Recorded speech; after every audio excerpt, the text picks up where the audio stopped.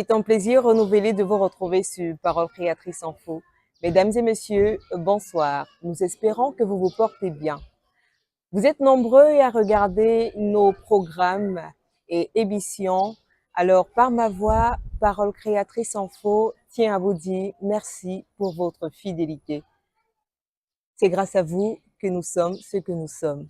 Alors, continuez bien évidemment votre travail. Aujourd'hui donc, une nouvelle émission prend son envol. Un nouveau programme qui vous présentera des hommes, vaillants héros, qui ont su garder le message honorable, qui ont su garder le flambeau de la parole très haut. Certainement, leurs expériences herderont plusieurs générations.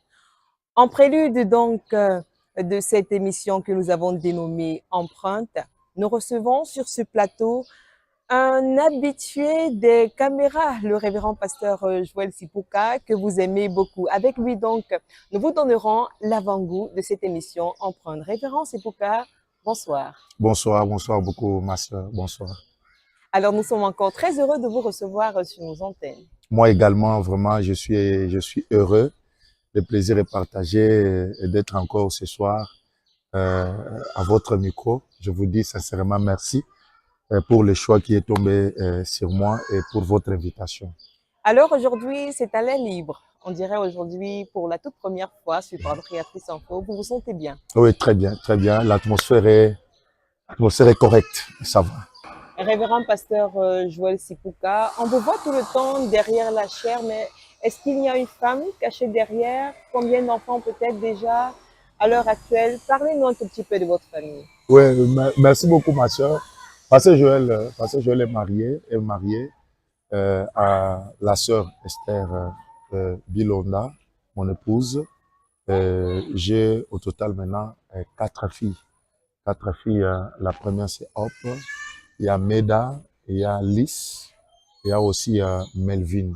Voilà, ma petite famille est là. Et chaque fois, nous essayons toujours de concilier, de faire l'essentiel entre la famille et l'Église.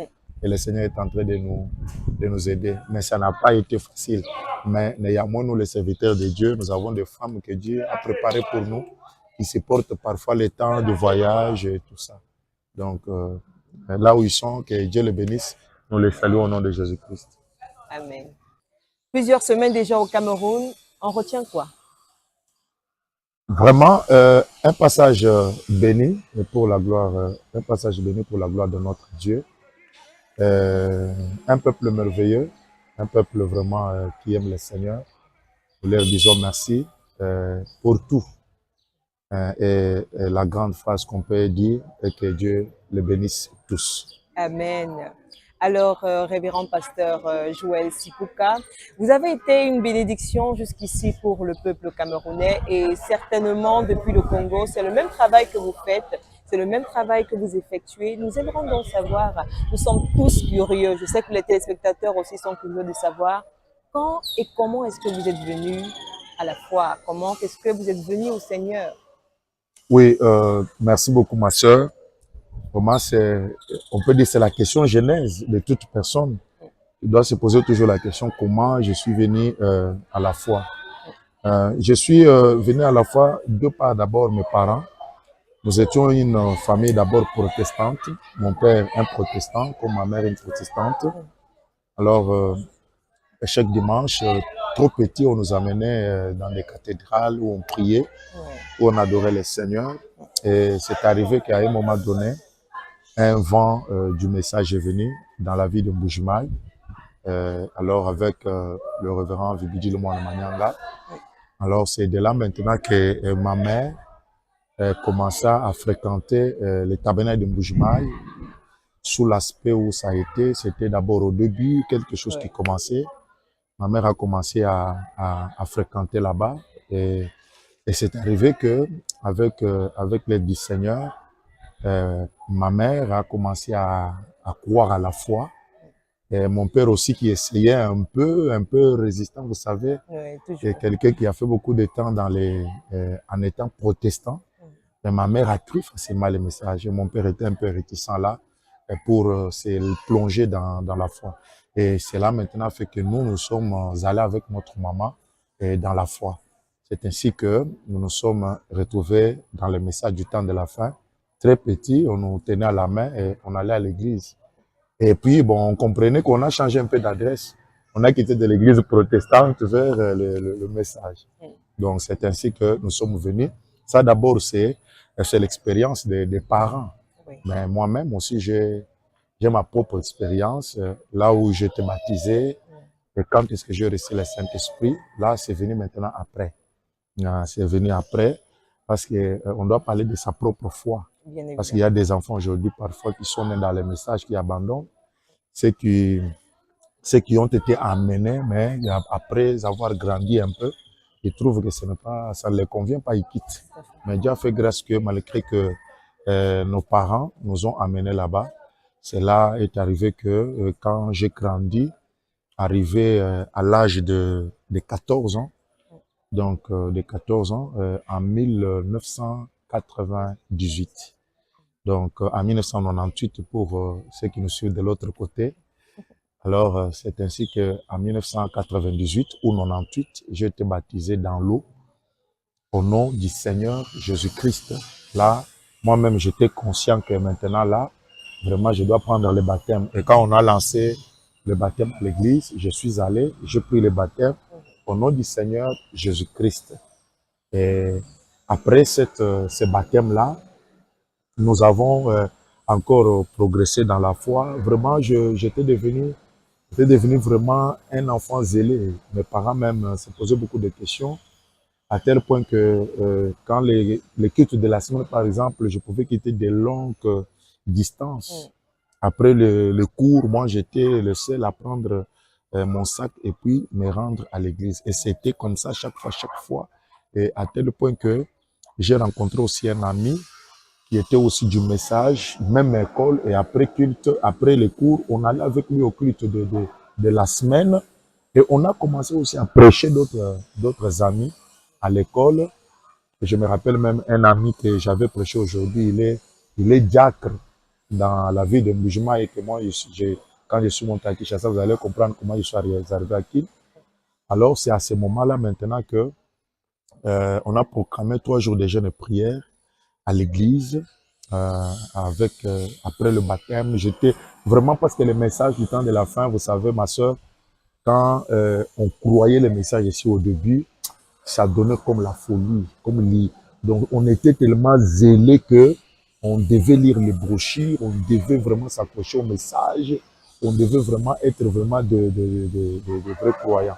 On a commencé à prêcher même les amis pour expliquer aux amis à l'école même qui étaient là, non, vous voyez, le baptême sur le nom du Seigneur Jésus-Christ, ce n'est pas Père, Fils, Saint-Esprit. Alors quand on recevait des notions là du message, là, ça nous faisait du bien, à tel point qu'on devait transmettre cette connaissance-là aux autres. Alors nous sommes avancés là. Après quelques années, on a organisé le baptême du Saint-Esprit à l'église, les réunions du Saint-Esprit. On avait sorti toutes les chaises dehors. C'était des réunions sans chaises. Et je me rappelle, on ne mangeait plus. Moi et mon ami là, vraiment, on était concernés à l'église. Et c'est là où j'ai reçu vraiment le Saint-Esprit. Une grande puissance de Dieu est tombée sur moi. Je suis tombé par terre. Je parlais en langue. C'était même en présence de membres de ma famille qui étaient dans la même soirée avec moi. Ils s'étonnaient de ce que je faisais. Et depuis ce jour-là, vraiment, j'ai reçu le Saint-Esprit. Quelque chose de spécial est entré en moi. Donc, j'avais compris que non, ici, là, ce n'est pas moi. Je suis tombé, j'ai parlé la langue beaucoup de temps et le pasteur est venu me poser les mains quand j'étais par terre là. Et toute la salle était en ébullition. Les gens tremblotaient, les gens tombaient. Donc, c'était vraiment le feu. Le message avait un grand feu au début. Donc, même le diacre qui venait pour saisir les gens et recevait la même onction, il tombait même. Le diacre qui vient pour saisir les gens, il tombe. Vous voyez? Oui. Nous, on a vu le Saint-Esprit où les caméramans même tombent. Parce qu'aujourd'hui, les gens se posent des questions, mais pourquoi les caméramans ne tombent jamais? Mais nous, on a vu au début du message, même les caméramans tombaient du Saint-Esprit. Alors, c'est ça au moins la petite expérience du début que j'ai eue avec le Seigneur, comment je suis venu dans la foi et comment j'avais reçu le Saint-Esprit. C'est la même année que vous avez reçu le baptême du Saint-Esprit, la même année que vous aviez été baptisé? Non. Ce n'était pas la même année. C'est après 2 ans de dire épreuve où on devait vraiment se consacrer à Dieu. Et on était vraiment comme des fous de Jésus-Christ là. D'accord. À l'école, on nous disait ne parlez pas, vous vous dérangez. Donc pendant la pause, on réunissait les gens, les élèves dans une salle.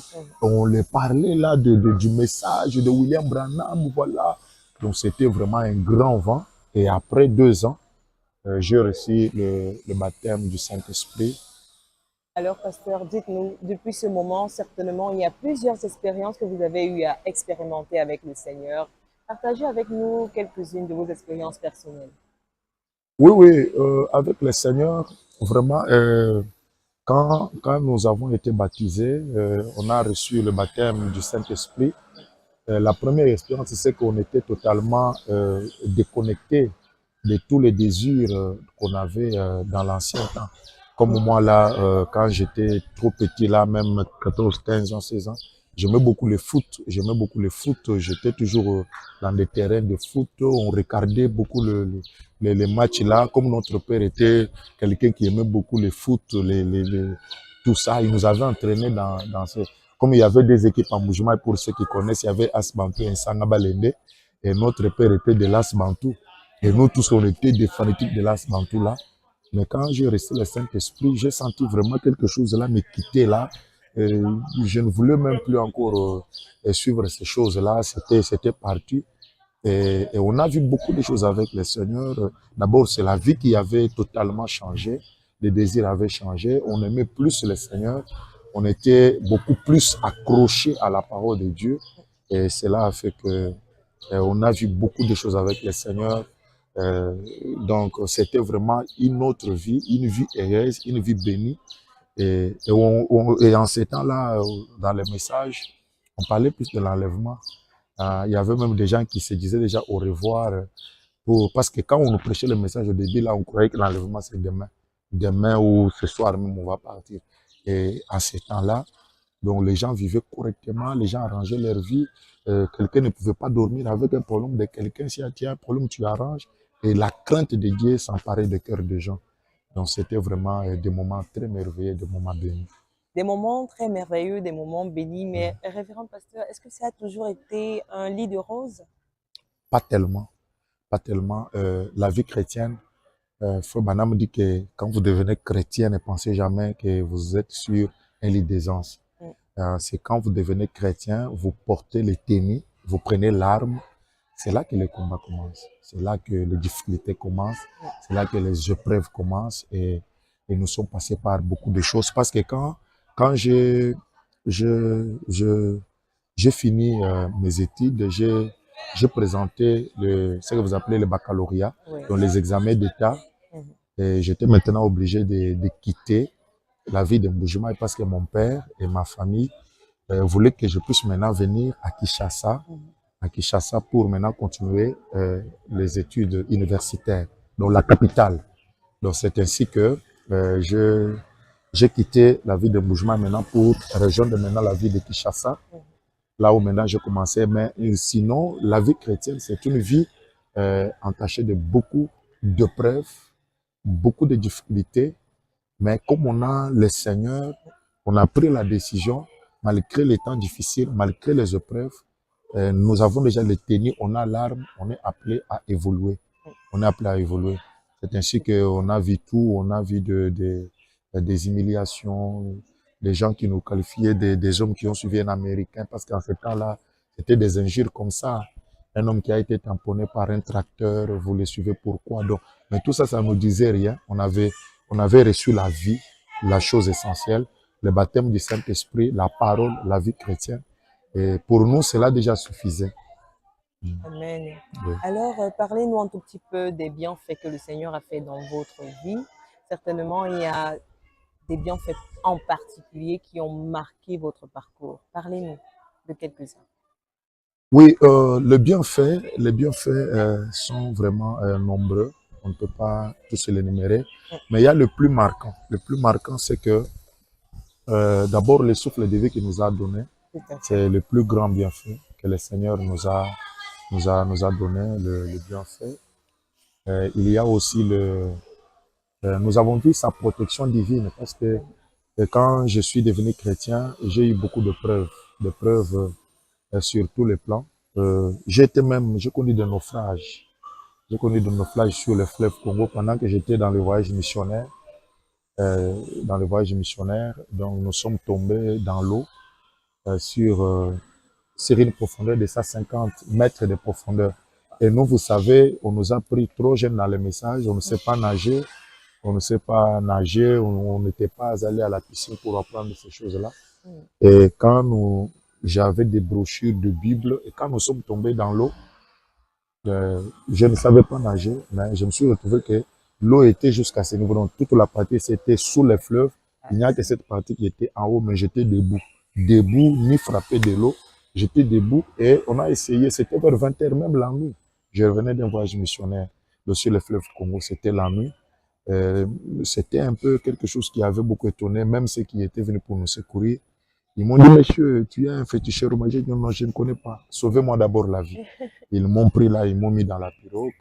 Et le matin, tout le monde était autour de moi pour dire, mais qu'est-ce qui a fait que tu étais debout dans l'eau, dans le fleuve, mais tu ne t'enfonçais pas, tu ne ressortais pas, mais tu étais debout dans l'eau.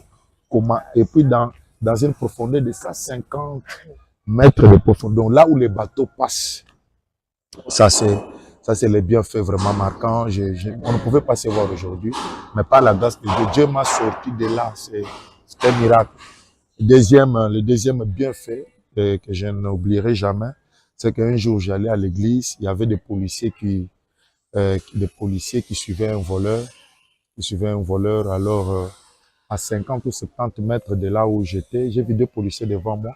Et à ma grande surprise, je vois un policier tourner et me tuer à bout portant. Quand il m'a tué à bout portant, tout le monde croyait que je suis mort. Or, la balle avait atteint que mon doigt ici. Donc, juste ici, la balle avait déchiré les doigts ici. Et les doigts étaient déchirés. Alors, et la balle qui a déchiré les doigts quand c'est passé là, et quand c'est passé là, la balle a déchiré tout est murs. Tout est murs. Alors, on m'a amené à l'hôpital, on a soutiré. Aujourd'hui, quand on voyait ses doigts, c'est comme si la balle n'est même pas passée ici. Tout à fait. Il n'y a qu'un petit truc ici. Donc, tout ça, ce sont les bienfaits. Pour vous dire que quand on croit au Seigneur, il y a des moments où on ne s'entend pas qu'on peut être sauvé, on peut être épargné de la mort, mais quand on lui fait confiance, on est derrière lui, on croit très bien qu'il est la protection, il est l'appui des sans-appui, et il est aussi le refuge des croyants. Donc quand on est en lui, qu'on lance des balles, que l'eau tombe, qu'on tombe dans l'eau, mais tant que ce n'est pas le temps, tu ne mourras pas. Amen. Ça, ce sont des choses que j'ai vues dans le Seigneur et je lui remercie pour cela. Il y a beaucoup de bienfaits, même se marier, c'est un bienfait. Avoir les enfants, il m'a donné les enfants, il m'a donné le ministère, et il a guéri beaucoup de gens dans mon ministère. J'ai vu, il m'a donné une église, il m'a donné les enfants, il m'a donné la famille, parents, enfants, il a fait beaucoup de choses pour moi, beaucoup de choses. Et c'est aussi la décision qu'on avait prise de le servir et de rester derrière la parole de Dieu. Amen. Tout à l'heure, vous avez parlé de ministère. Il vous a donné un ministère. Comment êtes-vous arrivé là? Oui, merci beaucoup, ma soeur. Le ministère, c'est quelque chose là. Et quand j'écris le message, j'ai reçu le baptême du Saint-Esprit, vraiment. Et quelque chose de surnaturel est arrivé dans ma vie. Dans le vingtaine déjà, quand j'avais 19, 20 ans, 18 même 17, donc juste après le baptême du Saint-Esprit, il arrivait des fois que quand j'entre dans la maison pour dormir, je commençais à prêcher. J'ai commencé à composer des prédications à l'âge de 17, 18 ans. Je prêchais dans la chambre, dans notre chambre des enfants. Et mon père, des fois, se posait des questions. Il dit, mais qu'est-ce qui se passe avec cet enfant ici? Il vient, il me trouve là seul dans la chambre, assis sur le lit. Et j'ai des brochures étalées là. Je prêche moi-même, je prêche les murs. Je prêche les murs. Il se demandait, mais qu'est-ce qui se passe au juste? Et ça, vraiment, si le terrain était déjà propice, même à 18 ans, je pouvais déjà commencer à prêcher. Mais comme vous savez, on était dans une grande église, j'étais un enfant. c'était difficile que tu commences à prêcher à cette âge. Alors, c'est quelque chose qui a beaucoup bouillonné en moi, beaucoup bouillonné, à tel point que le jour où je devais maintenant me rendre dans la ville de Kinshasa, après les études, mon papa Lek, celui qui devait me prendre maintenant pour m'amener à Kinshasa dans la capitale, après mon bac, alors mon père lui a donné une prophétie. Mon père lui a dit que tu pars avec mon fils ici à Kinshasa, il sera deux choses dans la vie. Il sera soit un grand serviteur de Dieu ou soit un grand directeur dans une entreprise. Mais surtout, observez-le, il sera un ministre, il sera un pasteur. Ça, c'est mon père qui l'a dit. Ça, c'est d'abord ce que je ressentais. Moi, j'ai commencé à prêcher la maison, les lits, les tables, je prêchais les chaises, tout ça. Et quand je suis monté à Kinshasa, le Seigneur vraiment commençait à me confirmer, à me parler par plusieurs voix, pas moi-même d'abord la voix audible. Joël, tu es mon serviteur, Joël, tu es mon serviteur. Les vases parlaient, les serviteurs parlaient. Malgré tout ce qu'on me disait là, je ne voulais pas la voix là. Je voulais fuir toujours. Malgré que je me sentais toujours dans cette voie-là, mais je fuyais toujours. Je ne voulais pas. Je ne voulais pas. Donc, j'ai commencé à faire les affaires là. Et les affaires ont commencé un peu à produire là. J'avais vraiment une grande boutique. J'ai commencé à faire, mais ça ne tenait toujours pas. Ça me tenait. Le Seigneur me parlait toujours. Je me dis que si tu ne veux pas me servir, je vais faire ceci. Je vais la voix audible est venue m'appeler. Alors, c'est ainsi que le Seigneur m'a parlé, m'a dit, Joël, tu es mon serviteur. Je vois sur toi une robe blanche qui descend, c'est l'onction. Ma commission même est venue par là. Je vois une Bible dans tes mains, c'est la parole. Et je vois une croix sur tes épaules, c'est la charge. Là, c'est Dieu qui m'a parlé. Là, c'est Dieu qui m'a parlé. Il m'a donné ces trois-là, une robe blanche qui est l'onction. Ça, je commençais à prêcher un peu passer par là, mais quand Dieu m'a parlé de ces trois choses-là, ma soeur, partout où je passe là, c'est terrible. Je peux commencer la prédication du début jusqu'à la fin, les gens sont debout. Cette onction-là m'accompagne depuis ce jour-là jusqu'à aujourd'hui. Il m'a dit, c'est une robe blanche qui est sur moi. Il me dit que c'est l'onction. Il me dit que tu as la Bible dans tes mains, c'est la parole. Et tu as une croix sur tes épaules, c'est la charge. Et quand Dieu m'a dit ça, ça suffisait pour moi pour commencer à œuvrer. C'est ainsi qu'on m'a donné la chair. J'ai commencé à prêcher. Ma première prédication, c'était le temps de la moisson.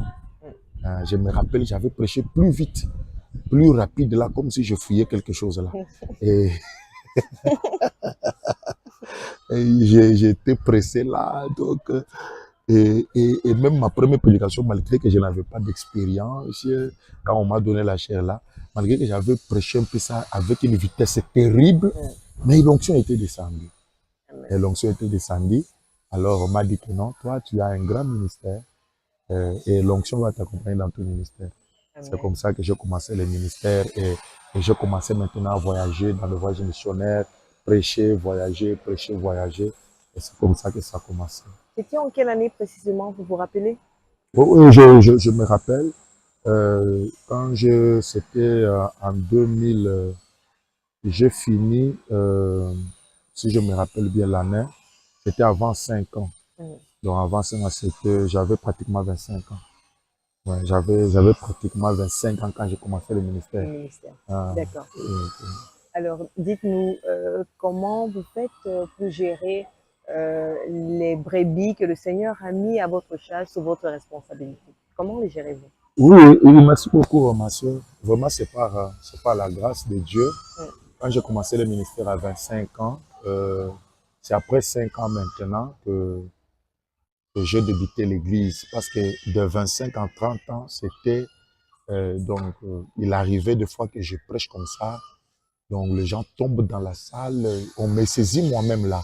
Donc, une onction terrible m'avait saisi jusqu'à ce que le Seigneur m'a parlé pour l'église. Et j'ai commencé l'église, le fait du vrai tabernacle, derrière une petite maison, sans la division, avec l'évangélisation.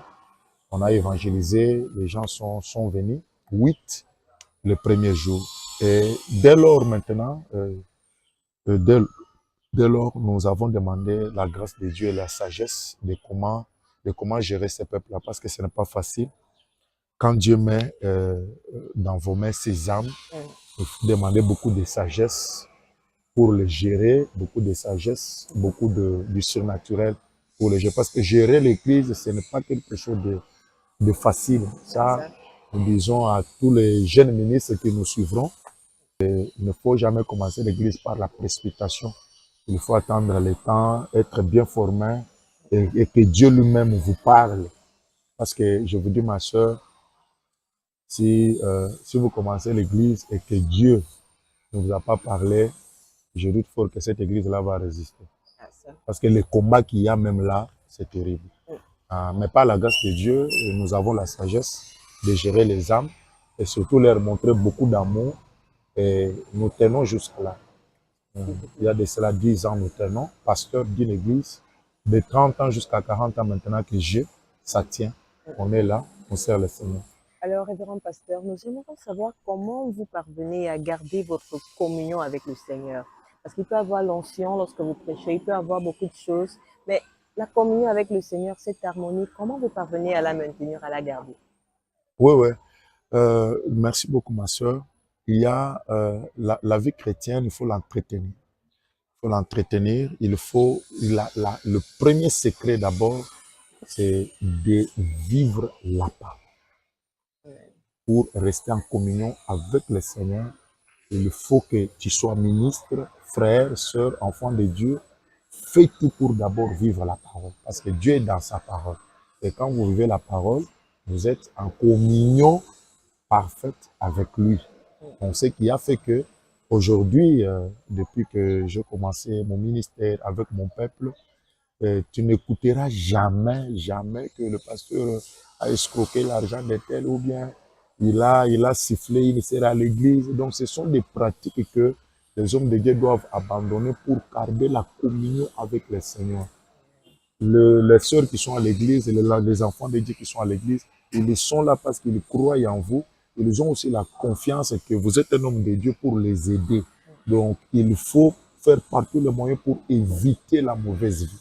Donc, pour garder la communion, la première chose, j'ai fait par tous les moyens, par la grâce de Dieu, de maintenir la vie de la parole, la vie de la prière, la vie de la méditation, lire beaucoup la parole, rester dans la communion avec le Seigneur. Et puis, au-delà de tout ça, je pense que je suis un homme de montagne.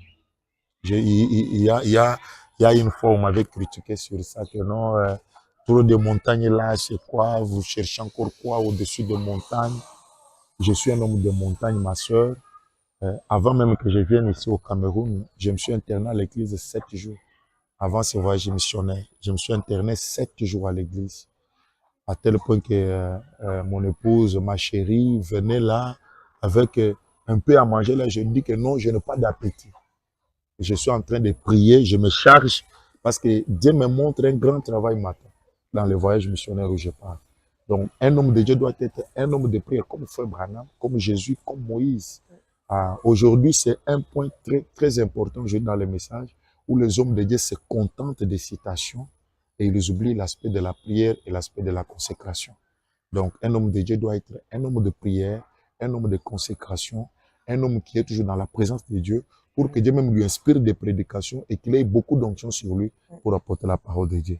Voilà ce qui fait que je garde cette onction-là et cette communion-là avec le Seigneur. Moi, je ne peux pas rester chez moi là, dans mon salon à l'aise, beaucoup de temps, sans monter à la montagne. Je me suis comme si je suis déconnecté. Oui, je ne peux pas rester chez moi là trop de temps sans aller à l'église et rester même 3 jours, 7 jours à l'église en train de prier.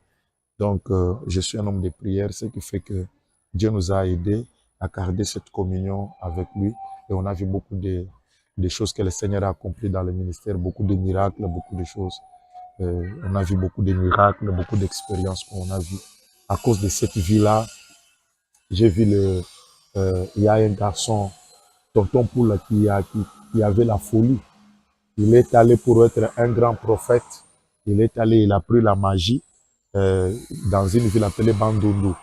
On l'a mené par sa famille avec qui on priait. Un fou vraiment lié comme ça. Un fou. Et quand il est venu, il avait un gros truc comme ça, cristal. Et il appelait ça le cœur de Dieu.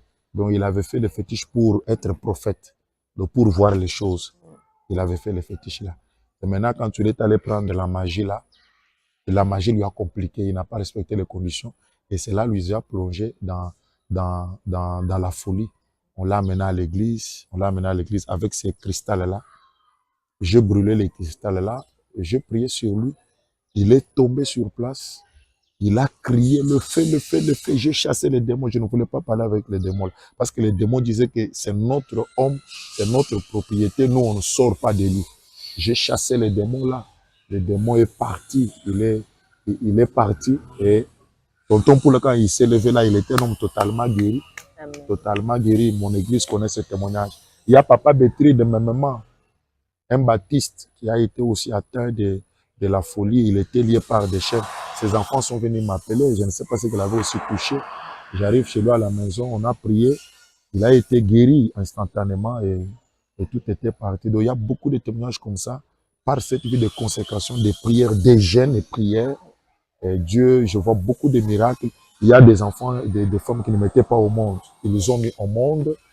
Il y a beaucoup de miracles. La fille Vicky qui était morte en face de moi dans mon quartier, la fille de Maman Patience était morte. On m'a appelé, je priais sur la fille Vicky.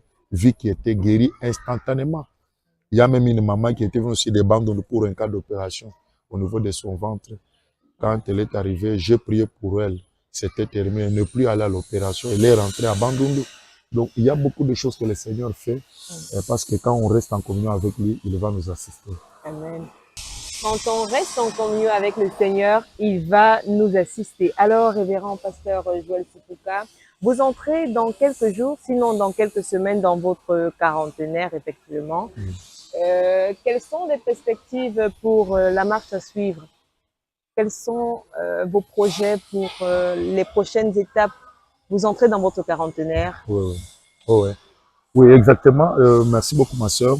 J'entre dans cette quarantaine-là. Donc, après juste le 9 juillet, qui est mon anniversaire, nous avons organisé une grande campagne qui sera le 20 et le 21 juillet à Kinshasa. D'où nous lançons aussi l'appel à tous les enfants de Dieu d'être là, le 20 et le 21 juillet 2024 ici, donc pratiquement dans un mois.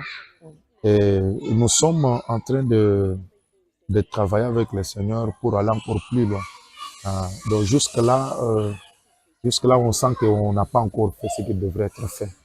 Nous demandons au Seigneur de faire encore beaucoup plus parce qu'il y a beaucoup d'attentes dans le monde aujourd'hui, beaucoup d'attentes chez les enfants de Dieu.